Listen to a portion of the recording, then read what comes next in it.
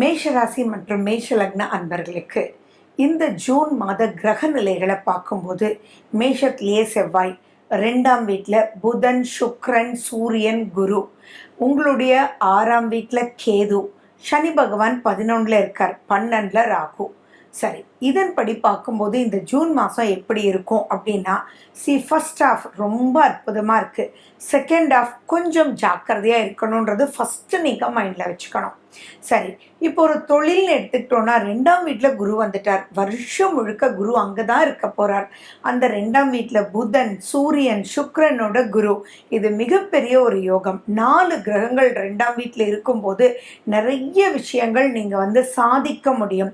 தொழில் சம்பந்தமாக நல்ல முன்னேற்றம், நல்ல பொருளாதாரம், புது புது ஐடியாஸ் தோன்றது, உங்களை கூப்பிட்டு பட்டம் பதவின்னு கொடுக்கறது, இதெல்லாம் நிறைஞ்சு இருக்கும். உங்களுக்குள்ளேயே ஒரு மன சந்தோஷம், தொழில் சம்பந்தமான நிமித்தம் ஏற்படும். மனசில் புதிய பிளான்ஸ் அண்ட் டெக்னிக்ஸ் உருவாகும். அரசு வழி அனுகூலம் அப்படின்றதும் உங்களுக்கு இருக்குது. குழந்தைங்க அப்படின்னு எடுக்கும்போது அவங்க கரெக்டான டிசிஷன் எடுத்து ரைட்டான ஒரு பொசிஷனில் உட்காரக்கூடிய ஒரு அற்புதமான ஒரு மாதம். ஜூன் மாதத்தில் எல்லாருமே திரும்பி reentry to school, college and all upper elements. அந்த இடத்துல மனசில் ஒரு குதூகலம்போ ஒரு உற்சாகம். ஈவன் 7th ஸ்டாண்டர்ட் படிச்சுட்டு இருக்கலாம், நிறைய சப்ஜெக்ட் கஷ்டப்பட்டு பாஸ் பண்ணியிருக்கலாம். ஆனால் இப்போ 8th ஸ்டாண்டர்ட் போகும்போது அட அப்படின்னு தனக்குள்ளேயே ஒரு தன்னம்பிக்கை ஏற்படக்கூடிய ஒரு அற்புதமான ஒரு மாதமாக தான் இந்த ஃபர்ஸ்ட் ஹாஃப் ஆஃப் ஜூன் இருக்குது. வேலையில் இருக்கிறவங்களுக்குமே புதிய டெக்னிக்னால ப்ரமோஷன், தான் சாதிச்சிட்டோம் அப்படின்னு தனக்குள்ளே இருக்கக்கூடிய ஒரு நல்ல ஒரு தன்னம்பிக்கை, நெக்ஸ்ட் ஸ்டேஜுக்கு மூவ் பண்ணுறதுக்கு உண்டான ஒரு பிராப்தம் எல்லாமே இருக்குது. திருமணஸ்தானம் ரொம்ப ரொம்ப ரொம்ப நல்லா இருக்குது. பொதுவாகவே குரு 2ல் இருக்கும்போது மேஷராசி அன்பர்களுக்கு திருமண யோகங்கள் தொடர்ந்து இருந்துகிட்ருக்கு. அதில் 2ஆம் வீட்டில் புதனும் சுக்கிரனும் சேர்ந்து வேற அங்கே இருக்கும்போது ஆட்டோமேட்டிக்காக நீங்கள் கொஞ்சம் முயற்சி எடுத்தாலே திருமணம் தேடி வரக்கூடிய வாய்ப்புகள் உண்டு. இதுக்கு முன்னாடி உங்ககிட்ட ஜாதகங்கள் வந்துட்ருக்கோம். அந்த ஜாதகங்கள் நீங்கள் பார்த்துருப்பீங்க, ஆனால் என்னமோ தெரில அது மிஸ் ஆகிருக்கும். இப்போ அதே செட்டை எடுத்து நீங்கள் பார்த்து ஒரு ஃபோன் பண்ணி பேசும்போது கூட அமையறதுக்கு உண்டான வாய்ப்புகள் இருக்குது. இதில் ஒரே ஒரு விஷயம்தான் நீங்கள் ஜாக்கிரதையாக இருக்கணும். என்னென்னா, சனி பகவான் தன்னுடைய 3ஆம் பார்வையாக செவ்வாயை பார்க்குறார். ஸோ செவ்வாய் தன்னுடைய வீட்டில் ஆட்சியாக இருக்கார். அப்போ இந்த இடத்துல என்ன ஆகும் அப்படின்னா, கொஞ்சம் சட்டு சட்டுன்னு கோபம் வரும். அந்த கோபம் அப்படின்ற ஒரு விஷயத்தை மட்டும் நீங்கள் தவிர்த்துட்டீங்க அப்படின்னா ஆட்டோமேட்டிக்காக பல ரூபத்தில் பல அப்லிஃப்ட்மெண்ட் ஏற்படும். செவ்வாய் சனி சேர்க்கை எப்பயுமே பதட்டத்தை கொடுக்கக்கூடிய வகையில் இருக்கும். அந்த சனி பகவான் லாபஸ்தானத்தில் ஆட்சி பெற்றிருக்கார். செவ்வாய் உங்களுடைய ராசிநாதன் மேஷத்திலேயே ஆட்சி பெற்றிருக்கார். அப்போ 2 பேருமே வலு உள்ளவங்களாக இருக்காங்க. அப்போ 2 பேருமே வலு உள்ள எதிரிகள் நேர் நேர் மோதும்போது அறியாத புரியாத கோபம், புரியாத பதட்டம், பயம் எல்லாம் இருக்கும் இல்லையா? அது எல்லாமும் இருக்கும். எப்பயுமே நான் சொல்கிற மாதிரி எந்த ஒரு காலகட்டமாக இருந்தாலும் ப்ளஸ்ஸும் உண்டு, மைனஸும் உண்டு. Totally minus no, totally plus no, எந்த கிரகநிலைகளும் சொல்கிறதில்ல. அது 50-50 இருக்கும், 80-20 இருக்கும், 70-30 இருக்குமே ஒழிய, பட் 2மே தான் இருக்கும். ஸோ மேஷராசி அன்பர்கள் எதில் கேர்ஃபுல்லாக இருக்கணும் அப்படின்னா, எதுலேயுமே நிதானம் தேவை. எந்த ஒரு போரையும் உங்களுடைய கோபத்தினால் கூப்பிட்றாதீங்க. ஈகோன்றது வேண்டவே வேண்டாம். பேசிட்டு போட்டுமே, அதனால என்ன அப்படின்ற ஒரு மனோபக்குவத்துக்குள்ளே வந்துடுங்க. உங்களோட சக தொழிலாளிகள், உங்கள் கிட்ட வேலை செய்கிறவங்க, இவங்க எல்லாரோடையும் ரொம்ப ரொம்ப வாக்குவாதங்கள் எதுவுமே வேண்டாம்.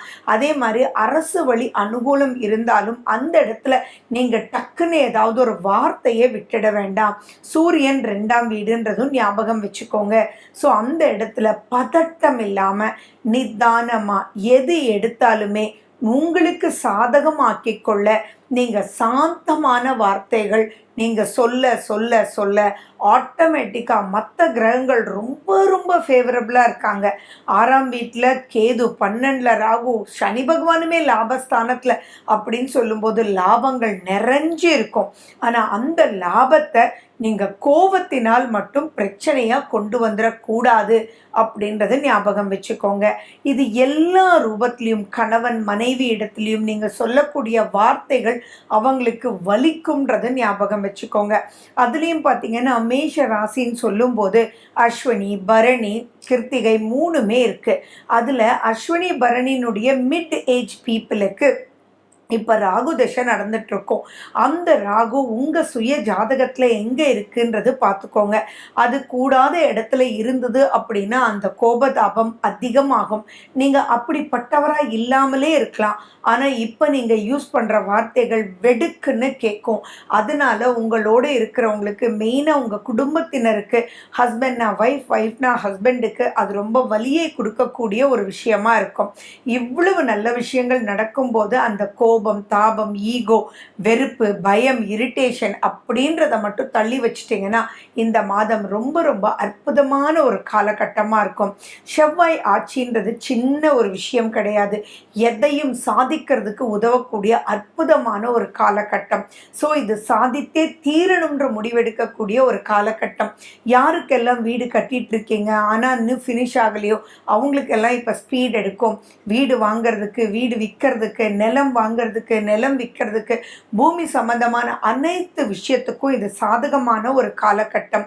அதே மாதிரி இப்போ பாகப்பிரிவினை நடக்கிறதுக்கும் ரொம்ப ரொம்ப அருமையான ஒரு காலகட்டம். ஆனால் அந்த மாதிரி சிக்கலான இடத்துல போய் உட்காந்து பேசும்போது நீங்கள் மனசுக்குள்ளே என்ன நினச்சிக்கணும்னா நிதானம் நிதானம் அப்படின்ற ஒரு விஷயத்த மனசில் நினச்சிக்கோங்க. அன்னைக்கு துளசி தீர்த்தம் சாப்பிட்டுட்டு போங்க, வில்வம் கையில் எடுத்துகிட்டு போங்க, மஞ்சள் கையில் எடுத்துகிட்டு போங்க. இந்த மாதிரிலாம் பண்ணுங்க. ஆன்டிபயோட்டிக்குன்னு சொல்லக்கூடிய மஞ்சப்பொடி உணவில் அதிகமாக சேர்த்துக்கோங்க. இதெல்லாம் சாந்தத்தை கொடுக்கும். எதுலேயுமே போர், அந்த போர் வெற்றியை கொடுக்கக்கூடிய காலம். ஆனால் அந்த இடத்துல நீங்கள் நிதானமாக இருக்கிறதுக்காக கந்த சஷ்டி கவசம், கந்தகுரு கவசம், குரு அருமையாக இருக்குது, செவ்வாய் ஆட்சி பெற்றிருக்கு. ஸோ அப்படி இருக்கும்போது திருச்செந்தூர் ஓம் சரவண பவ அப்படின்ற வார்த்தையை நீங்கள் 9 தடவை உச்சரிச்சுட்டு போனாலே அற்புதமாக இருக்கும். அதே மாதிரி பார்த்தீங்கன்னா நீங்கள் வெள்ளியில் ஏதாவது ஒரு பொருள், சரி வெள்ளியில் வேலே வச்சுக்கோங்களேன். ஏன்னா என்றைக்குமே செவ்வாயினுடைய அனுகிரகம் உங்களுக்கு திருப்தியாக இருக்கும். ஸோ அந்த ஒரு வேலை சின்னதாக நீங்கள் வெள்ளியில் பண்ணிக்கூட, வெள்ளி எந்த மெட்டலில் வேணாலும் இருக்கட்டும், பிளாஸ்டிக் கிளாஸ் வேண்டாம். இதை தவிர மற்ற எந்த ஒரு உலோகமாக இருந்தாலும் சின்னதாக ஒரு வெள்ளி வேல் செஞ்சு, அதாவது வேல் செஞ்சு நீங்கள் உங்கள் பாக்கெட்டில் உங்கள் பர்ஸில் வச்சுட்டு இருக்கும்போது பெரிய ப்ரொடெக்டிவாக உங்களுக்கு இருக்கிறது தெரியும்.